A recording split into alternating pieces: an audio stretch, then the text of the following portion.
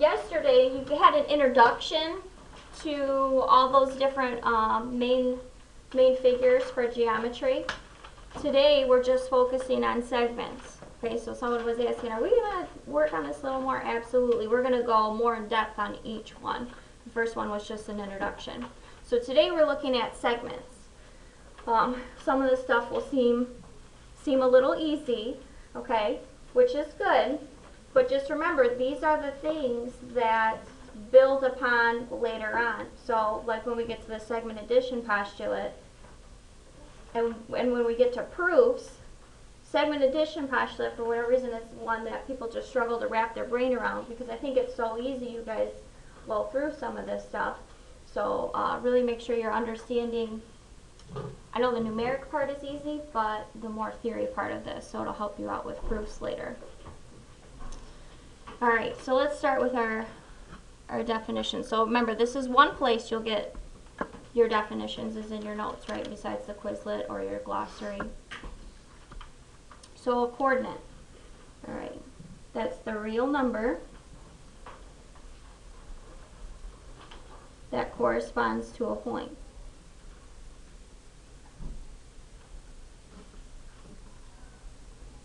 Right, you guys know that from algebra. A coordinate, it's just the number that maps it to a certain place. So the distance between coordinates, we have to say this, it's the absolute value. It's the absolute value of the difference of their coordinates.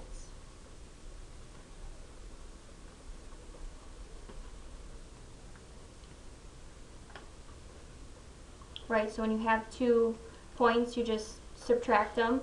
And then, can anyone tell me why we need to take the absolute value after you subtract? I know you know. After someone says it, you're going to go, oh yeah. Well, okay, let's back up one further. What does the absolute value do to a number? Makes it positive. So why does, for distance, you have to take the absolute value of a number? It can't be negative, right? And when you subtract, you could end with a negative number. Okay? And make sure you know, too, that you're subtracting. So the ruler postulate is basically, that's a fancy thing for number line. Okay, every point on a line can be paired with a real number called the coordinate of that point. All right, stuff you know, we're just calling it fancier names. So let's do this one. So measuring segment length. So label each point on the number line with its coordinate. Right? So you guys can do this. So when you're looking at this, what is each one going by? 2. Okay, so we got the cards out here again. So Chloe, where is point S?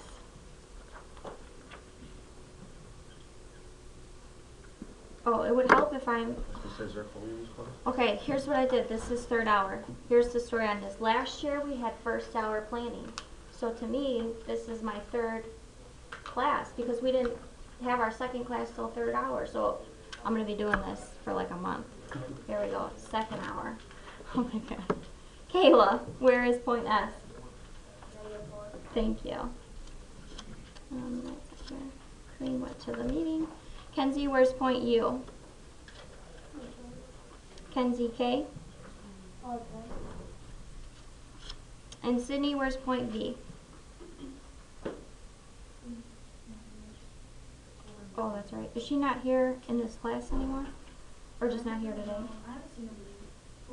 Sydney Jones? Okay. We're going to have to go through our cards maybe and double check that list. We wrote them a few days ago. Emily? 14.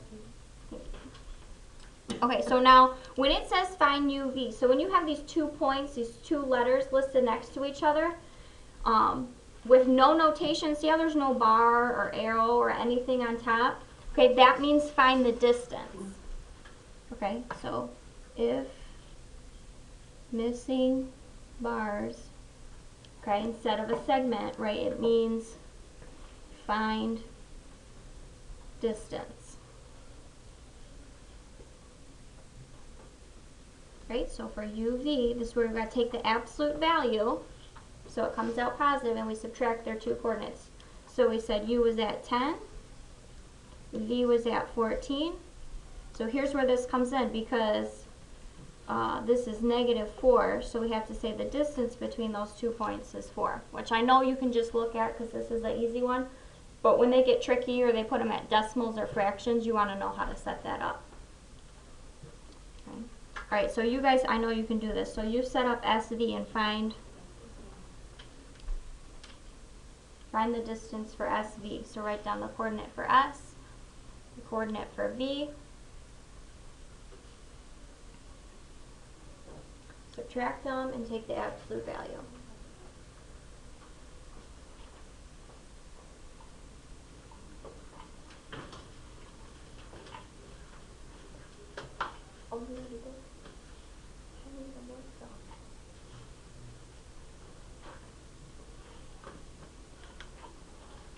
Anyone need another second?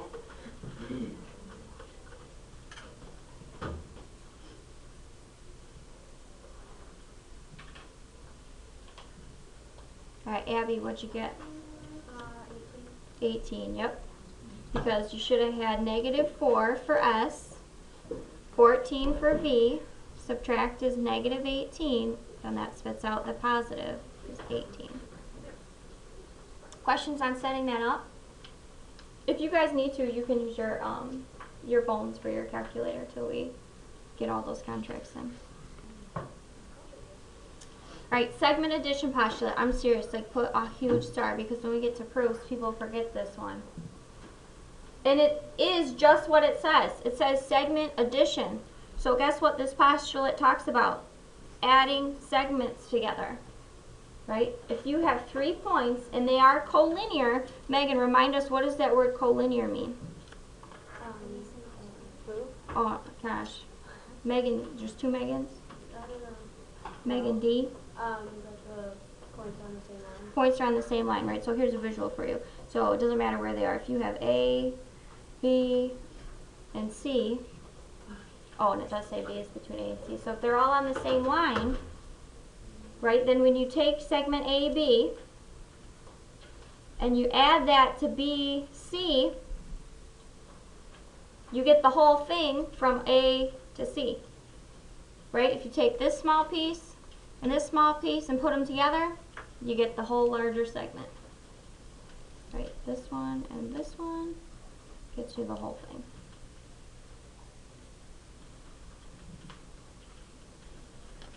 Alright, so using this postulate setup, let's fill in what we know. Okay, and I'll just write it right down here again. AB plus BC equals AC.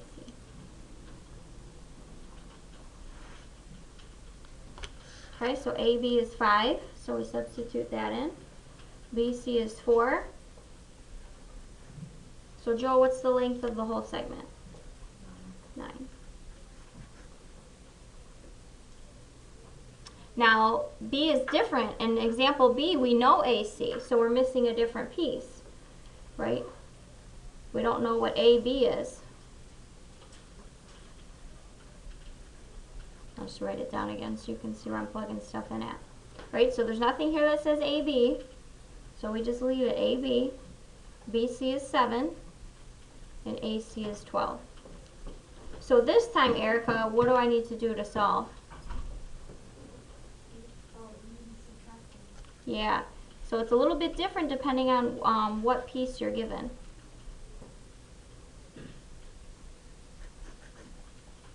Okay.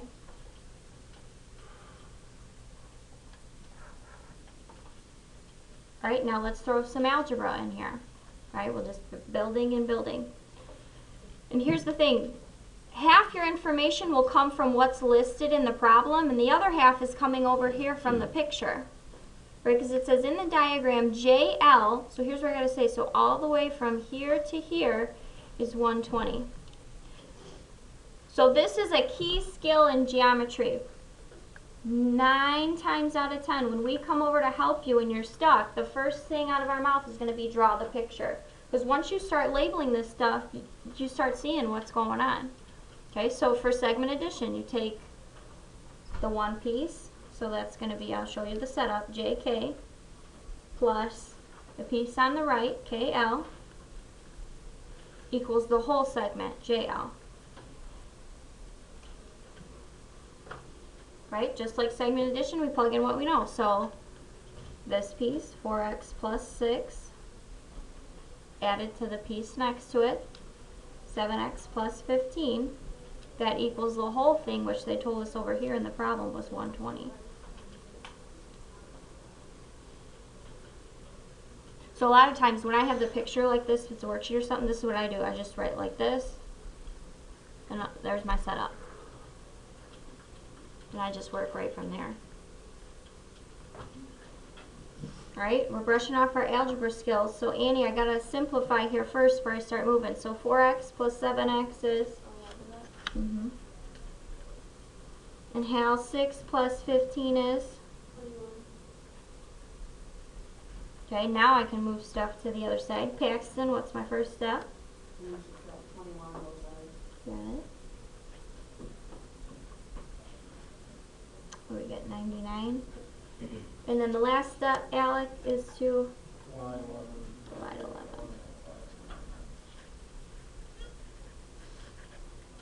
Okay, but here's the thing. This is another place where people in geometry get tripped up. Did they ask what is x in the question? No, so that's the thing. You get going doing all that work and you forget to look back at what they actually asked. It happens all the time.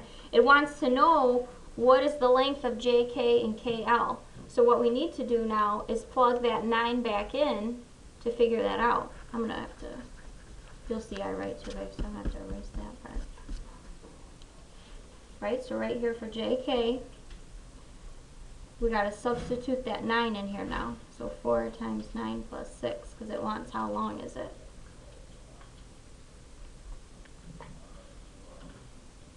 So what is that, Gavin? 9 times 4?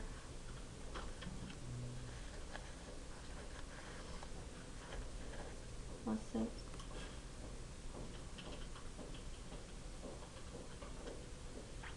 Do you guys remember the 9 trick with your fingers? Because it, no? But you don't know the 9 trick? Oh, I'm going to blow your mind. Ready? Okay. This is how I learned 9, so in my head I'm still doing the finger thing with this. So if you want to do 9 times 4, right, you got 10 fingers. So you go 9 times 1, 2, 3, 4. And then what's the fingers on the left are your 10s and these are your 1s. So 9 times 4 is 36. See where I'm getting that? 36. I bet today you're going to go home and tell your parents you learned something. Okay, so we get 42. And then do the same thing for KL. So we got to substitute the 9 in there. 7 times 9 plus 15. And we get 78. Questions on setting that up with algebra? Make sure you go back and plug it in if that's what they're asking. Alright, now congruent segments. Here's some notation for you. Right, when things are equal, right, because it means segments with the same length. And if I say equal, you might see where this notation is coming from. So they're the same. So they're equal length, right? But when we're talking about a figure, what we do is we put the squiggly on top of it. So the notation for congruent segments is equals with a squiggly on top. So if we were talking about these two segments being congruent, some of you saw that when you were doing that matching activity the other day, when you were doing midpoint, that the picture that went with midpoint was the one that had the marks on it to show you that these two are congruent.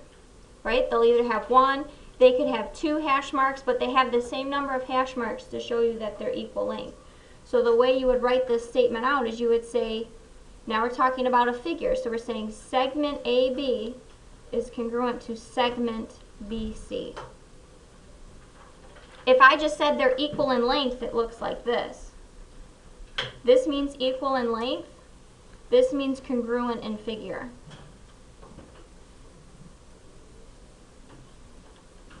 Okay. Have you guys seen that symbol before? Yeah? So it's not totally new? Good. Any questions on the front before we flip it over?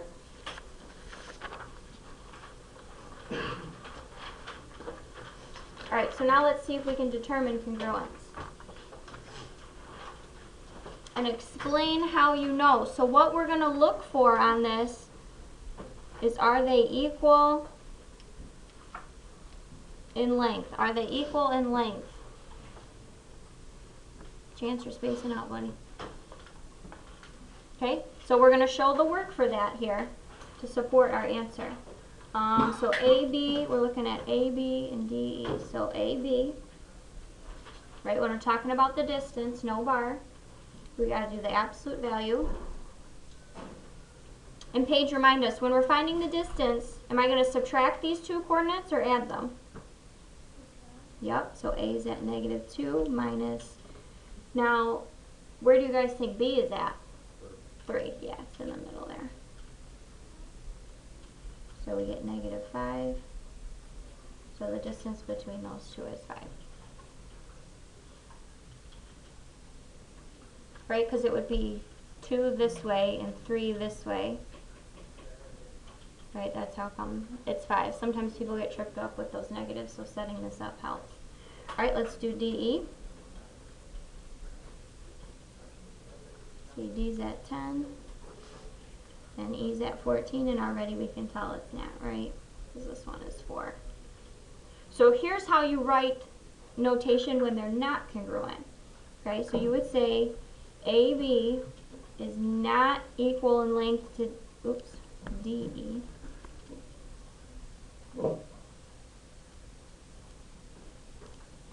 Right, so it's the same thing with congruence. You just put the slash through the congruence, just like you do the equal sign, that they are not. Okay, my explain is because they are not equal in length.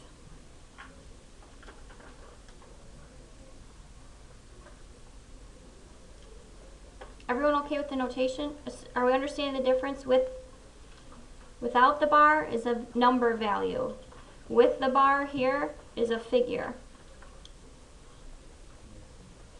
Alright, now when you have a segment, right, one thing that comes up is the midpoint and the bisector of that segment. So the midpoint, the fancy definition, right, we know what part of that word is like a light bulb goes off to clue you in on what midpoint means. Mid, right? So this is where you'll find your English skills come into play in geometry. I know it sounds weird, right? Mid means it's in the middle.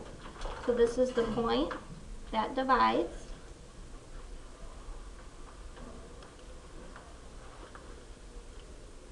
a segment into two. So here's where, if you're comfortable with the notation, you'll see we start doing this a lot. 2 congruent parts.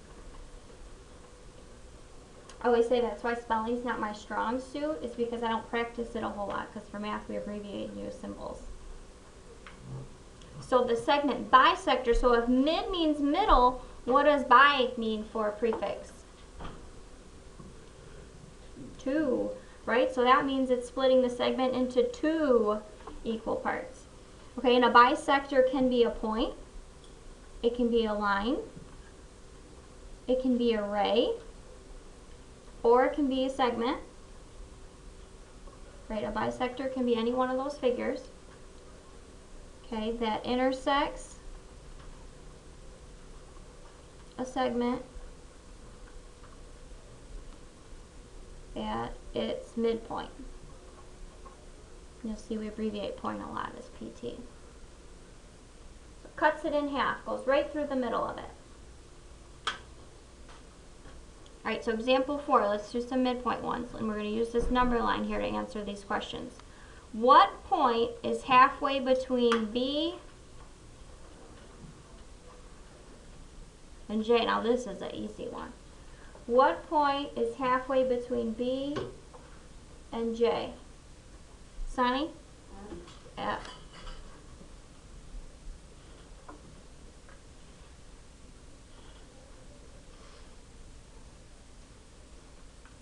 Right, do you think maybe if someone had put the 0, they'd be wrong? Not really, they just gave the coordinate value instead of the point letter, right? But they're still in the same spot. What is the midpoint of AB? So here's AB. So you guys help me out on that other one up here when we did this one. Tyler, where's halfway in between -5 and -4? Yep. Now that one's, I'm giving away the next part here. I'll wait till I get there. What point, so here we are looking for a letter, divides EK into two congruent segments, right? So you have to kind of think, where's the middle? Rachel, where's halfway between E and K? H, yep, right, that splits it. And if you're ever not sure, you can kind of just count in until you land in the same spot.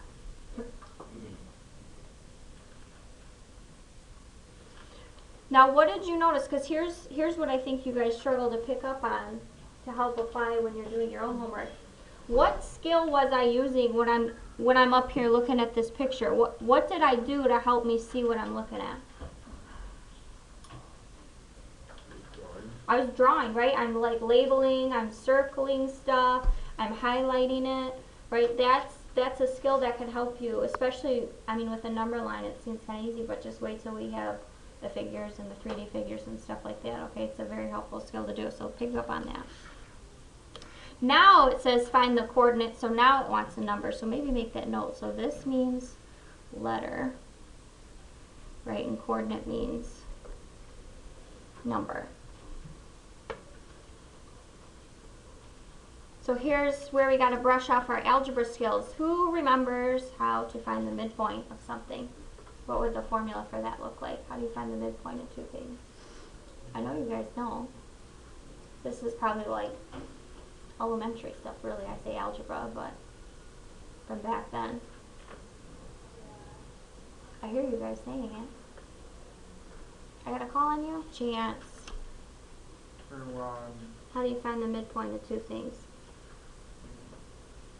When you subtract the difference between the two. That would be the distance between them, but I want to find the exact middle. You don't remember? Someone help them out? You guys are so full of crap, I know you know. You add and divide by 2. Right? To find the middle of two things, you want to add and divide by 2. You better write that down. Add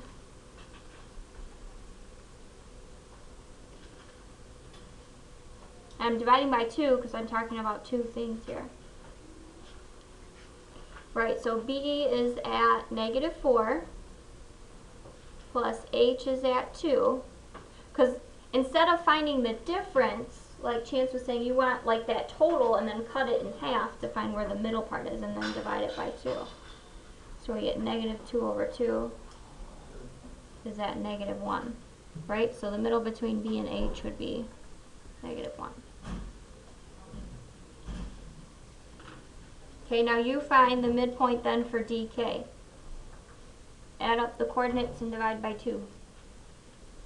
Add D, K, cut it in half. And make sure you notice that, just a reminder that you're simplifying the top part of the fraction first before you're dividing by 2.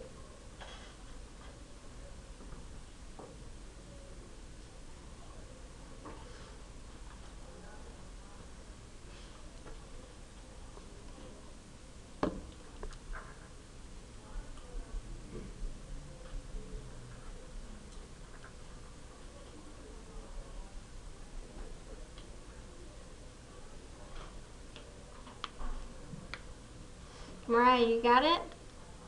Yeah, everyone puts on. Yep. Okay, any questions on finding the midpoint? Okay, because now we throw the algebra part in the mix. Again, if things aren't marked in your figure, you need to look to the question for this information, because the only way I know it's the midpoint is if they tell me either in words or they tell me with the tick marks on there. Okay, so it says U is the midpoint. So can you see how the vocabulary comes into play when you want to know the difference between a point and a coordinate? And if you don't remember what midpoint is, you don't even know how to start setting this up. Right, so if this is the midpoint, these two would be equal in length, right? So here you can see where I would just set this up right here, and we can do it right here if you want to solve that out. Okay, so we got a couple first steps. You can pick the first one for us, Kyle. What do you want to do first?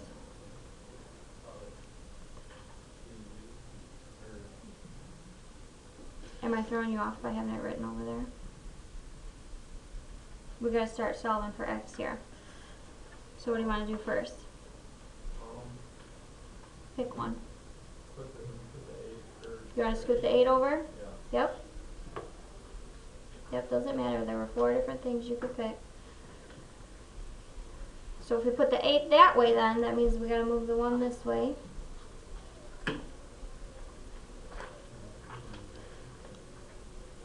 Right, and divide. But again, they didn't ask us what x is. They want all these lengths. But we're going to be really smart about it. Because really, we only need to do this 1 time instead of plugging it in 3 times. Because what's true about these two? They're equal. Right? So if you found one, you found what the other one is. Right? So for TU, when we plug the 3 in there for x, 8 times 3, 24 plus 11, we get 35. So when this is 35, I already know this is 35. Then for TV, that's really easy. What do I do with the 35 to get the whole thing? Double it. There's 2 parts there. Okay, so if you need to write that note, we did 35 times 2. Okay, so when you know what you're doing, when you know what all those parts are, it goes a lot faster than it looks. Any parts about that we need to go over? Oh shoot, we forgot to have them make this darker again this year. Remember this grid? It's like really off. Okay, so we'll write down our assignment and then we'll come back to this so that way you're not waiting for everybody to finish.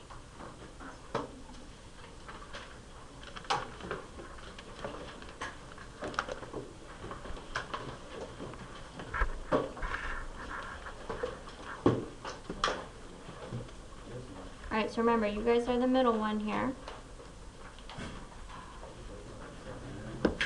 Right, in that purple calendar, or in your planner, you want to write down page 24, 8 through 28, and 43. Page 24, 8 through 28, and 43. Right, remember you're writing that at the top of your paper too. You write page 24, 8 through 28, and 43.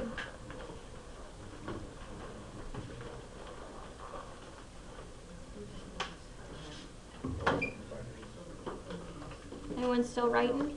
Yeah. Yeah, I'm going to go over that real quick. I just want to write that down because some of you will get this done really fast and you get frustrated when you waste 5 minutes because you're waiting for everybody else to finish it, you know. So we just give it to you first. You guys might want to fill in your lines. I'm so sorry about this copy not.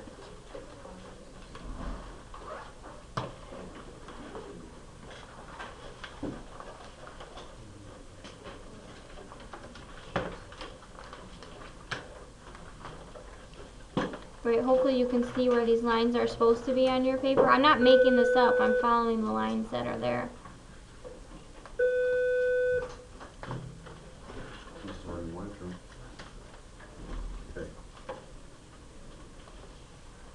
So it should look like that. So this is what?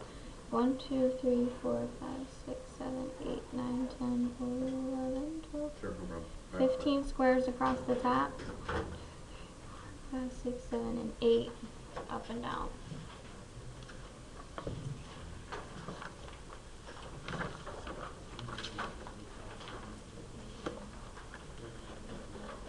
Okay, this is the fun thing for you visual puzzle people. So you got to start at point A, make your way all the way over to point B. Your arrow, the end of your ray, needs to land exactly on point B. Can't go past it, can't be 1 box short. So here's how this works, and you can only use these pieces right here, and the direction it's pointing is the way it goes. So for example, let me get a dark color here so you can see what I'm doing. Let's say I start, I don't know, with this one. So that means I go 1, 2, 3, 4, and I'm right here. I just went up, didn't I? Okay, then I'll do the 4 this way. 1. Right, so the direction it's listed, so then I don't know, maybe I go 1 up and I use that one. You figure it out. You start at A, using those arrows, figure out how you can land exactly on point B. No, you don't have to use all of them. There is definitely more than one answer. Okay, so if you're doing it different than your neighbor, don't worry about it. Everyone doesn't have to do it the same way. There's lots of different ways to do it.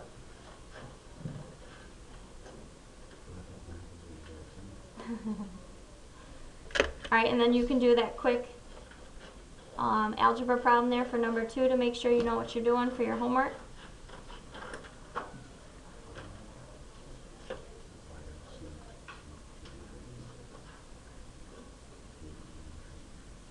Right, when you're done, call us over. We'll spot check it with our eyes. Because these will be the things that will be on your notebook quiz. We may not collect this, but you get points for it somehow in here. Everything you do, you get points for it. So like on your notebook quiz, on the half sheet of paper, it'll say in 1.3 enrichment, you know, maybe it'll say one of them, like number 2 or number 1 might say draw out your path. And this is all it'll say, and if you have this blank, you're kind of in trouble. Okay, so even though we may not collect them, you get points for it somehow. Especially the things we don't collect or what's on notebook quizzes.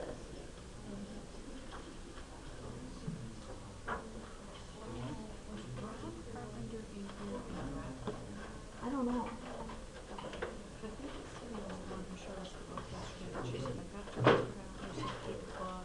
Oh, that was her, okay. So she was showing transferred out, but now we have a new coordinator on apartment. In this hour? Yeah. So we'll have to put him in our own RTC. In Sydney's old seat? Yeah. Because I don't show him that.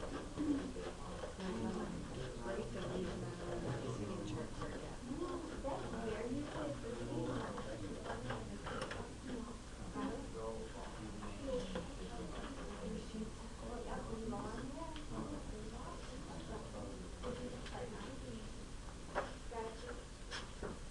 It's funny, some people, I think, how many arrows did you do that? 1, 2,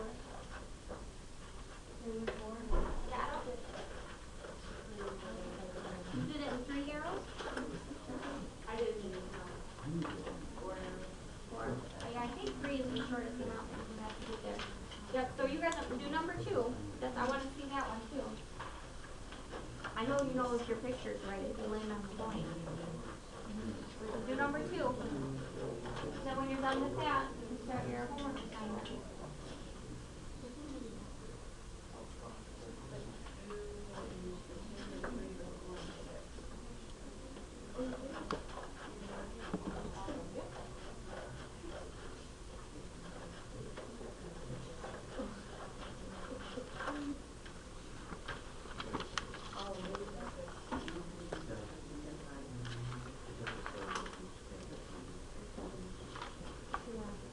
Do you think you only find one solution at a time?